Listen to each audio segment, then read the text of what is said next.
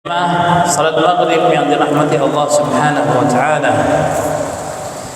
diriwayatkan oleh Imam Tirmidzi rahimahullah dalam hadis Nabi alaihi salatu wassalam yang telah mewasiatkan kepada para sahabatnya ketika itu dan kepada kita setelahnya, yang mana bunyi hadis tersebut beliau bersabda, ittaqillaha haitsu ma kunta wa atbi'is sayyi'ata alhasanata tamhuha wa khaliqin nasa bi khuluqin hasan.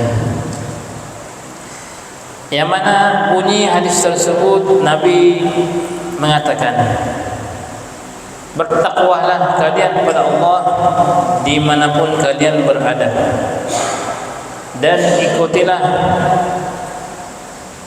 kesalahan dengan kebaikan, niscaya akan menghapuskannya, dan bergaullah dengan manusia dengan pergaulan dan akhlak yang baik.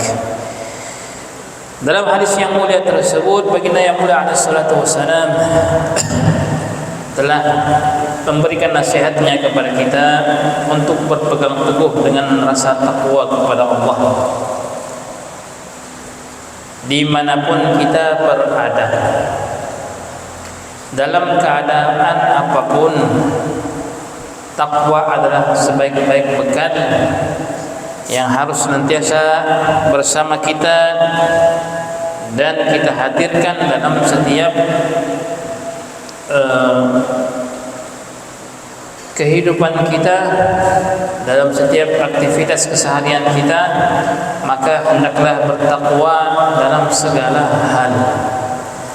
Takwa yang sering kita dengar dari khatib, apalagi hari ini hari Jumat, pastilah kita tadi mendengar khatib akan menasihatkan, berwasiat, tingkatkanlah ketakwaan dengan menjalankan perintah Allah dan meninggalkan larangan-larangannya.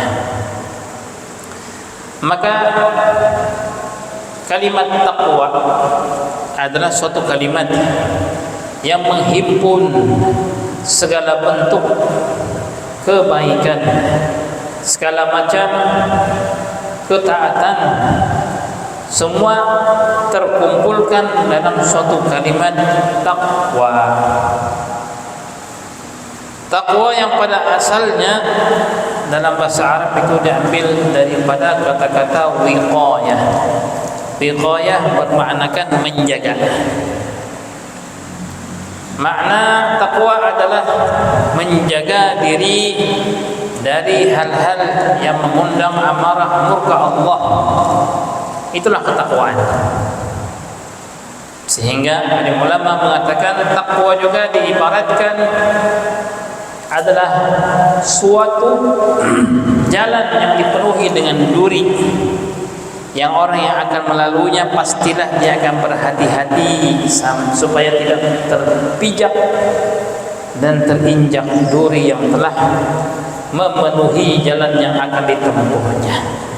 Oleh karenanya ketakwaan adalah memerlukan kehati-hatian dalam setiap melangkah dalam kehidupan. Bukan hanya saja kita melaksanakan ketaatan, yang mana itu adalah simbol terbesar dalam ketakwaan, melainkan dalam ketaatan sendiri kita pun dituntut untuk berhati-hati dalamnya.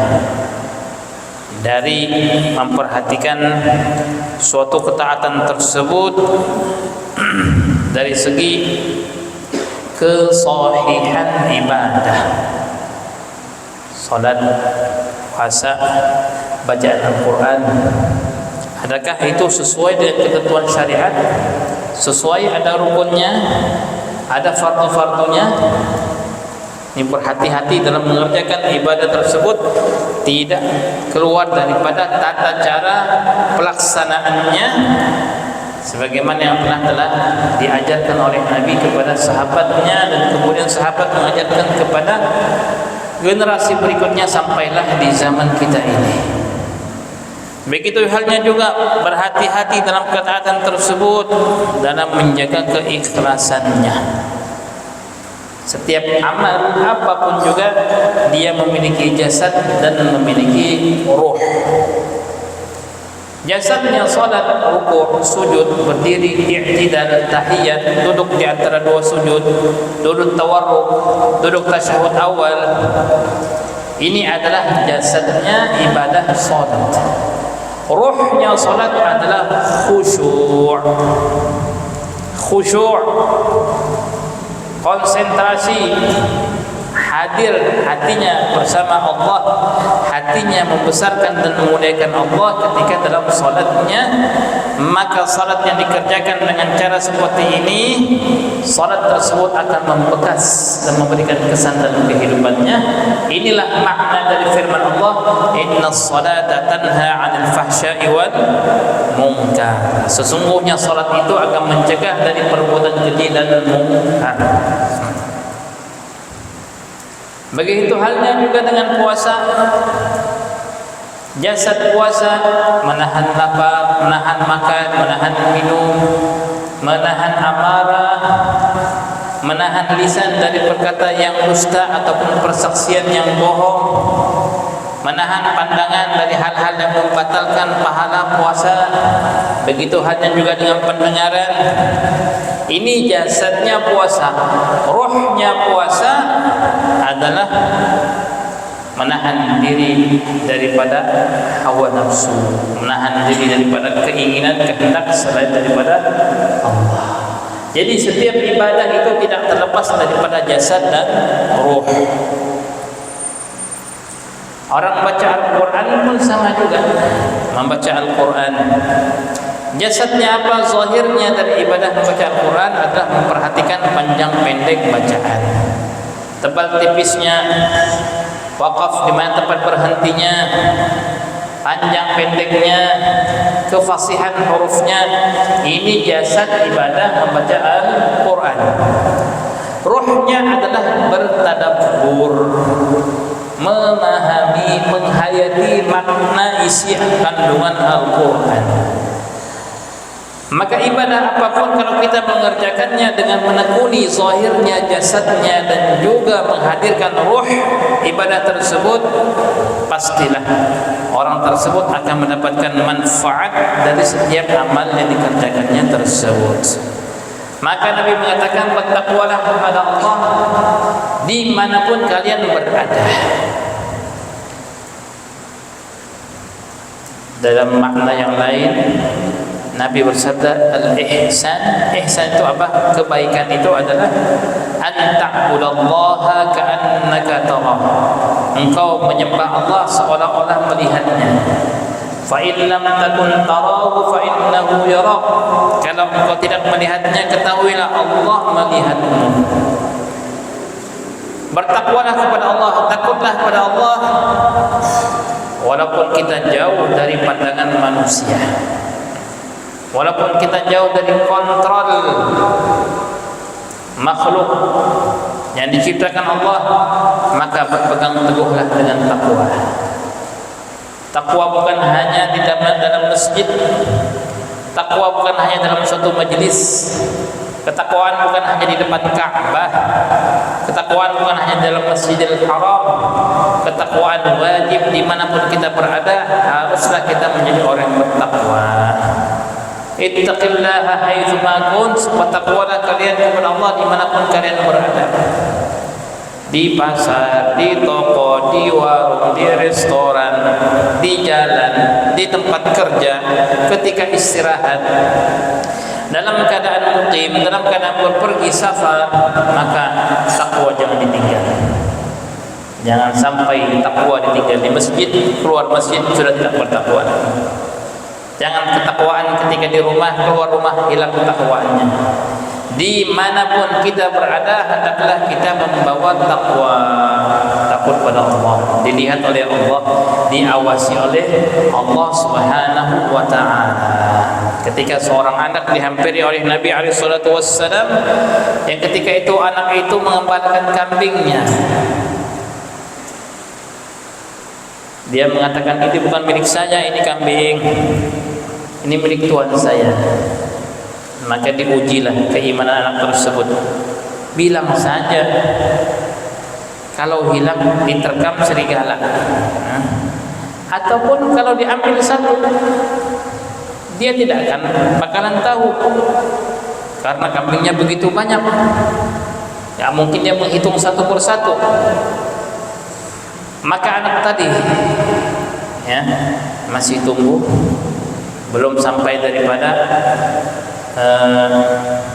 usia remaja, tetapi hatinya sudah dipenuhi dengan keimanan, ketakwaan kepada Allah. Dia mengatakan, kalau majikanku tidak tahu aina Allah, maka di manakah Allah yang Maha melihatnya, Allah yang mendengar. Aku lihat Allah, aku didengar Allah, aku khawatir, aku tidak mau katanya. Karena apa? Karena dia memiliki takwa. Maka Nabi SAW menegur salah seorang sahabat tatkala di pasar sudah mulai kendorlah ketakwaan pada dirinya. Hujan seperti ini di malam harinya, keesokan harinya barang yang terkena hujan malamnya itu disimpan di bagian bawah supaya enggak ketahuan, yang kering-kering di atas. Ya. Jadi orang yang membeli enggak tahu bahwasanya ini ada barang yang rusak. Ketika Nabi keesokan harinya berjalan di pasar, mampirlah ke toko sahabat tadi. Nabi pun memasukkan tangannya ke bahagian bawah barang yang dijual dan didagangkan tadi.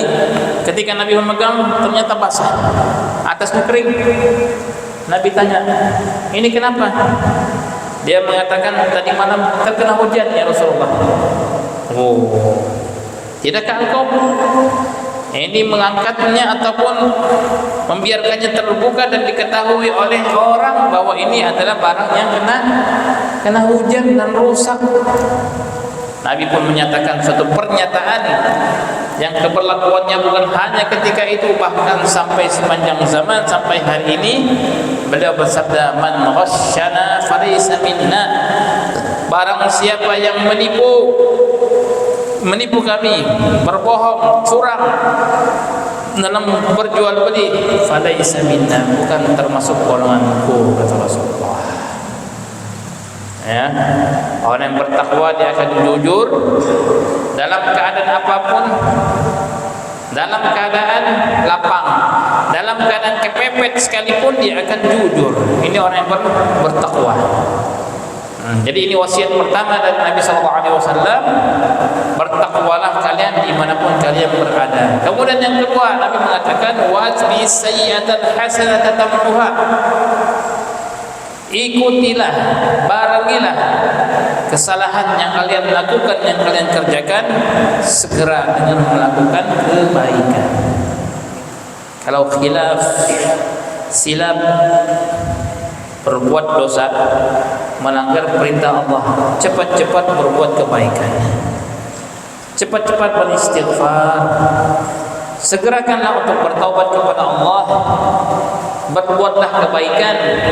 Tamhuha, niscaya kebaikan yang disegerakan tadi setelah kejahatan dan keburukan akan menghapuskannya. Inilah daripada makna firman Allah dalam surah Hud, innal hasanat yudhibnas sayyiat. Sesungguhnya kebaikan-kebaikan itu akan menghapuskan dosa dan keburukan. Ya, sehingga banyak dahulunya para alim ulama dan para salafus saleh, kalau dia salah,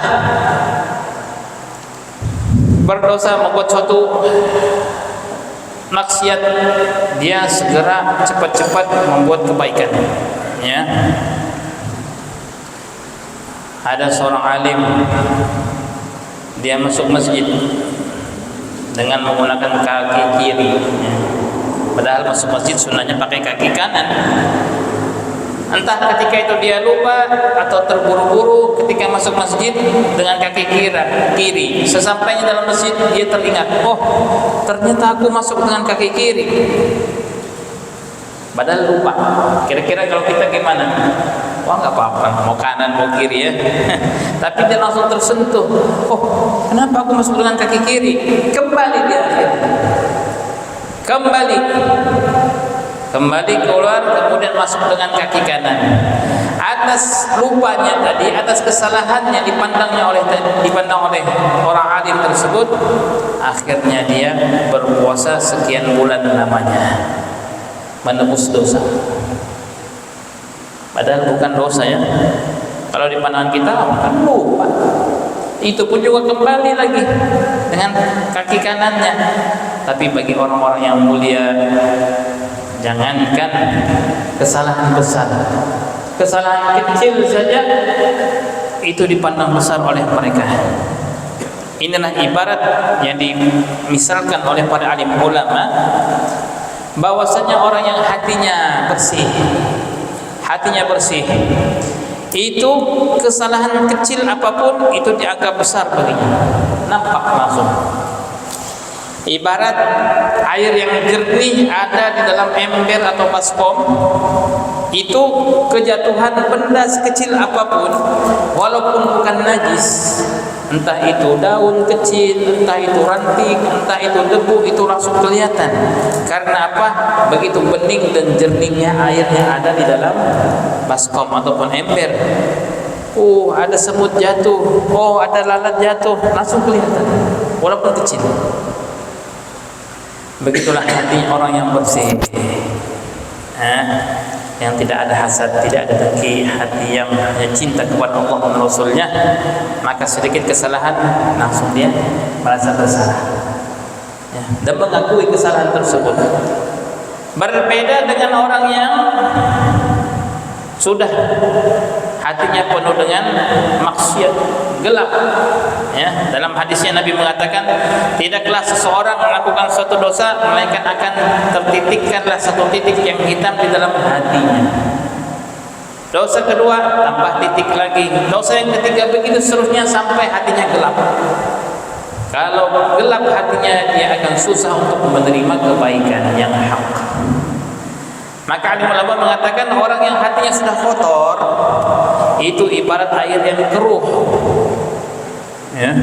seperti tadi di Bedungun itu, air banjir keruh, tidak tahu dalamnya apa. Bahkan kita jalan begitu saja, ini di aspal, di atas batu, di atas ini lubang atau enggak kelihatan, padahal dalamnya banyak kotoran, kan? Begitulah. Kadang-kadang seseorang itu enggak begitu gelapnya hatinya, sampai-sampai dia tidak mengaku bersalah. Sering ucapan-ucapan tersebut tanpa sadarkan diri, ketika kita ditimpa suatu musibah atau suatu sakit, berpikir, oh lamanya aku sakit. Terkatakanlah dalam hatinya, terkadang-kadang terucapkan dengan lisannya, apa salahku ya Allah, padahal banyak. Apa salahku ya Allah, ini ibarat air yang keruh tadi, tidak ketahuan lagi, dalamnya sudah kotoran, banyak sampah, jentik, semuanya di dalam situ. Tapi hati orang yang bersih, sedikit apapun kotoran langsung nampak. Maka setiap seseorang melakukan kesalahan, cepat-cepat istighfar, cepat-cepat berbuat kebaikan. Sesungguhnya itu akan menghapuskan dari dosa dan kesalahan yang telah dilakukan tadi. Yang ketiga, kata Rasulullah, wa khaliqin nasa bi khuluqin hasan. Bergaullah, bertemanlah, bersahabatlah, berbaurlah dengan siapapun juga, tunjukkan akhlak yang baik dengan mereka. Islam mengajarkan kita tidak menghindar atau menjauh daripada orang yang ada di lingkungan kita. Apabila orang tersebut dikatakan menyakiti kita atau memusuhi kita, Islam mengajarkan kita untuk berbuat baik dengan mereka. Dalam hadisnya Nabi mengatakan, sil man qata'ak, sambunglah orang yang memutuskan kalian. Wa'fu amman zalamak, maafkan orang yang menzalimimu. Wa'fu amman zalamak, wa ahsin ila man asha ilaik, berbuatlah kebaikan kepada orang yang berbuat ataupun menyakitimu, kata Rasulullah. Orang yang memutuskan silaturahmi dengan kita, jangan kita malah membalasnya dengan seperti itu, tetapi sambunglah. Mohon maaflah. Terkadang para salafus soleh dahulunya, apabila ada seseorang menjumpai mereka memohon maaf, dia menangis. Dia mengatakan, kenapa aku sampai membuat engkau datang memohon maaf? Seharusnya aku telah datang lebih dulu sebelum engkau datang. Mohon maaf, ya. Dan juga yang dimintai maaf ini jangan sombong. Mentang-mentang orang sudah mengaku salah, minta maaf dengan enaknya dia, iyalah, itulah sudah aku bilang kan salah, kau itu salah. Kan sudah aku bilang, aku yang betul, jangan diulang lagi. Apalagi sampai menolak. Ini tidak bisa ditebus dosamu ini. Nabi mengatakan dalam hadisnya diriwayatkan oleh Sayyidatuna Aisyah, barang siapa saudara muslimnya datang kepadanya minta maaf, minta uzur, lantas dia tidak menerima uzur dan maafnya, tidak akan sampai ke telaga Rasulullah di akhirat. Tidak akan minum daripada air telaga yang telah disiapkan oleh Allah untuk baginda yang mulia Nabi Muhammad sallallahu alaihi wasallam. Terimalah maaf orang, terimalah uzurnya. Apakah arti permusuhan di alam dunia ini? Apabila itu akan membawa kepada keburukan sampai akhirat, biarkan saja kita hina di hadapan siapapun. Tatkala kita mengaku kesalahan kita, tatkala kita melawan ego yang senantiasa menyuruh kita, jangan engkau yang maaf, biar tunggu dia yang minta maaf. Apakah makna kehinaan? Diejeknya, dihinakannya, dipostingnya. Ini lihat ini, asalnya minta maaf juga dia. Tidak apa-apa, silahkan. Mau 2 tahun, mau 10 tahun, mau seumur hidup, nggak apa-apa. Yang penting saya sampai ke telaga Rasulullah di akhirat. Yang penting saya akan mendapatkan syafaatnya di akhirat. Ridha manusia adalah ridha yang tak akan ada habis-habisnya.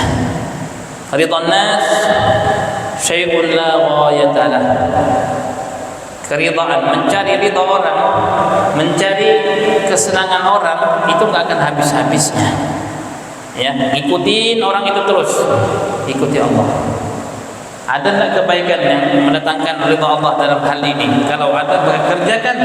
Kalau tidak, buat apa mencari daripada pujian orang lain, kesenangan orang lain, sedangkan kita jauh di pandangan, jatuh di pandangan Allah Subhanahu wa taala. Wa khaliqin nas bi khuluqin hasan, maka berakhlak mulialah kepada siapapun juga dengan akhlak yang mulia, dengan anak-anak, dengan siapapun. Lihat bagaimana kasih sayang Rasul sallallahu alaihi wasallam. Suatu ketika dalam Sahih Imam Bukhari dan Muslim, Sayyidina Anas lalu di kelompok anak-anak yang lagi bermain, tiba-tiba beliau mengatakan assalamualaikum warahmatullahi dengan anak-anak. Sahabat datang, Anas, kenapa ucap salam dengan anak-anak? Kata Sayyidina Anas, seperti ini dahulunya aku berjalan bersama Rasulullah, berjumpa dengan kelompok anak-anak dan Rasulullah pun ucap salam kepada mereka. Siapa di antara kita yang setiap hari kalau jumpa anak-anak ucap salam? Apa sama yang dewasa saja, terkadang sama bosnya saja, terkadang orang yang diharapkan kebaikannya, sedangkan anak-anak tidak disalam, tidak diucapkan salam dengan mereka. Sedangkan Nabi SAW mengucapkan salam kepada kanak-kanak. Ini menunjukkan apa? Betapa mulia dan tingginya akhlak Nabi SAW. Mencintai anak-anak, Rasulullah SAW tidak menghardik mereka, tidak memarahi mereka. Ketika seorang Arab yang datang dari kampung, Al-Aqra' bin Habis, namanya Aqra' bin Habis, ya, bukan habis-habis ya, habis itu nama. Aqra' bin Habis Ketika datang menjumpai Rasulullah, secara tidak sengaja terlihat olehnya Rasulullah lagi menyayangi cucunya Hasan ataupun Husain, dikasih cium oleh Nabi SAW. Kaget tadi, kaget. Dia mengatakan, ya Rasulullah, demi Allah, di rumahku ada 9 anak, satu pun tidak pernah ku cium, katanya. Tidak pernah. Nabi kaget lagi. 9 bayangkan, tidak pernah disayang, satu pun tidak pernah mendapatkan kelembutan seorang ayah tadi ini. Nabi langsung mengatakan, man la yarham la yurham, yang tidak mengasihi saya tidak akan dikasihi, kata Nabi.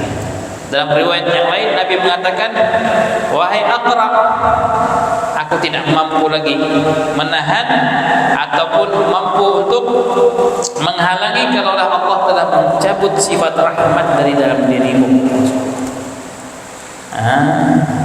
Bagaimana kasih sayangnya Nabi, akhlaknya Nabi dengan anak-anak pun dengan lembutnya, dengan lembut. Sallallahu wasallam wa baraka alaihi wa ala alihi, yang mana hari ini kita haruslah menjadikan beliau panutan,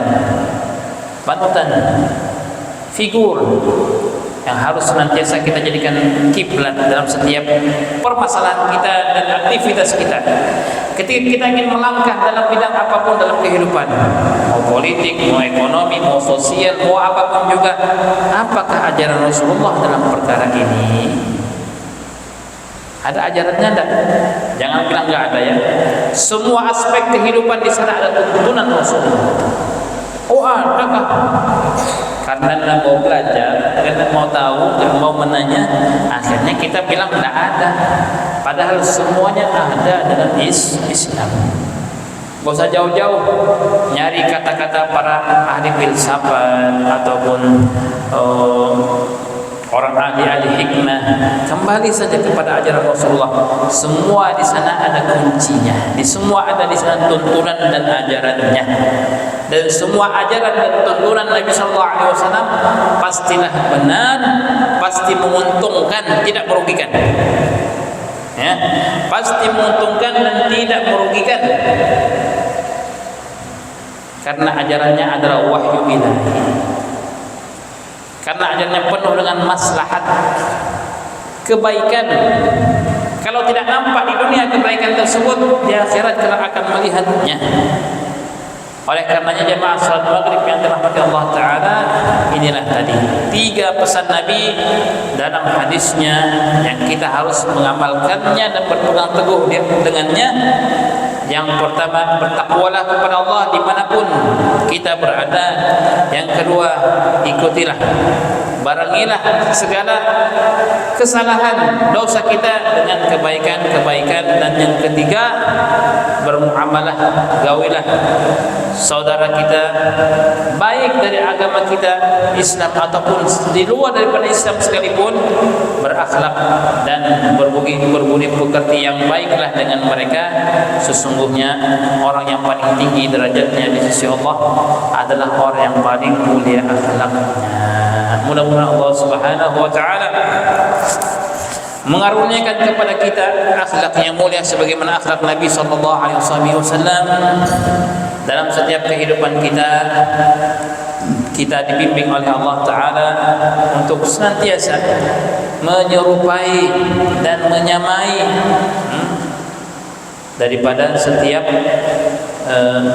aktivitas dan kegiatan yang akan kita kerjakan, dari makan kita, minum kita, berpakaian kita, perumahan kita, pekerjaan kita, wujudkan di tengah-tengahnya sunnah Nabi sallallahu alaihi wasallam. Niscaya Allah Ta'ala akan memberkahi kehidupan kita, baik kita dalam ujian, nikmat ataupun musibah.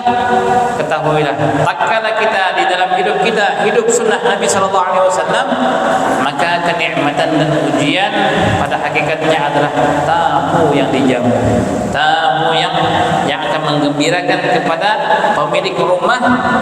Tatkala tamu berkunjung, orang tersebut akan senang menyambutnya.